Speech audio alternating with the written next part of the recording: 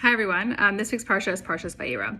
This is a very full Parsha. Moshe really embodies his role as leader of the Jewish people, and he begins his attempt at extracting them from Egypt. He convenes with God. He approaches Paro. He's rejected. Paro's heart is hardened, and we see the first 7 of the 10 plagues.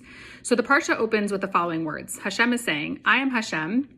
He uses the name Yud Kei Vav Kei. I appeared to Avraham, Yitzchak, and Yaakov as Kel Shakai, but with my name Hashem, I did not make myself known to them. I promised to give them the land of Canaan. Now I hear the groans of the enslaved Bnei Yisrael, and I have remembered my promise. And he uses the 4 terms of redemption to say that he will save Bnei Yisrael from their slavery. V'hotzesi, v'hitzalti, v'ga'alti, v'lakachti. I will take you out, I will rescue you, I will redeem you, and I will take you to me as a people.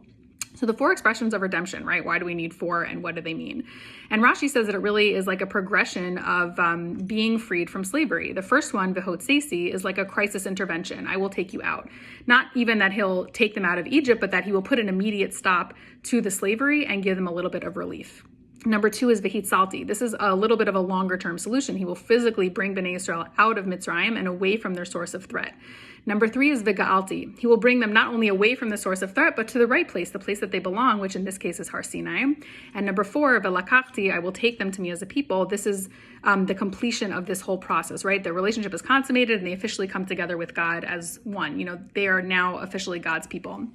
So this whole process, interestingly enough, is mimicked by Abraham Maslow's hierarchy of needs. Abraham Maslow was a Jewish American psychologist, best known for creating this hierarchy of needs. Incidentally, it's a pyramid, and it really represents basic human needs in the order of least sophisticated to most sophisticated. So at the bottom are the most basic biological needs, food, water, and air, things like that. Next are the longer term needs, right? A sense of safety, shelter, knowing you're not in danger, a sense of security. I would say maybe those are mental needs. Then there are emotional needs, friendship, acceptance, a feeling of belonging, a feeling of importance. And finally, at the top of the pyramid are the most sophisticated needs that a person has that can only be fulfilled or addressed once everything below them has really been taken care of. And those are things like self-actualization, fulfilling your potential, experiencing full expression of your capabilities, and really feeling like you're actualizing, what you're here to do. So the Nesivo Shalom has an alternative answer to what these 4 words of redemption mean. And he famously says that it's not just a progression of being physically taken out of Egypt and the stages at which that happens, but more of a mental, emotional, and spiritual process. We know that the Jewish people were so totally enmeshed with the Egyptians. They were at their lowest level of Tumah. They were completely entrenched in the slave mindset. And coming from a place like that, really the depths of the depths, you can't just do an 180 and suddenly have, different thoughts about yourself, different ideas of your own capabilities, and a whole different mindset. It really takes distinct stages and actively ridding yourself of the habits and of the role of a slave to sort of see redemption. And this is kind of like the treatment of post-traumatic stress disorder, right? For many people who are undergoing therapy for PTSD, the incident that caused them, trauma is often behind them. It's not that they're currently in crisis, but that even though they are physically removed from the stressor or from the trauma, it's the mindset and it's the fear and it's the anxiety and all of the symptoms that really plague them. And that's really where their work is done, is sort of to leave that part of themselves behind and to come into the future. And that's the real work. And of course, the catch-22 is that somebody who is so entrenched in a Mitzrayim, either mentally or physically, in order to start the process of removing yourself from it, you already have to be able to sort of see that there is a possibility for something else. You have to be able to sort of look at your situation objectively from within the entrenchment of your mindset or the physical slavery or the physical limitations or whatever it may be, and think to yourself, I wonder if there's a way for things to be different. I wonder if I can move out of this. And that is what starts the process. Being able, even if it's a small part of you, to take yourself mentally out of your current situation in order to then continue the process of extraction is really what is challenging, but what often needs to happen. And sometimes we do need to look at our lives and our choices objectively and, make clear decisions based on what we should be doing rather than what we feel is possible in the moment or we feel we need to be doing. And finally, in Kabbalah, there's a concept called ratzo v'shov, which means running and returning. And this is sort of the back and forth pendulum-like movement of life, right?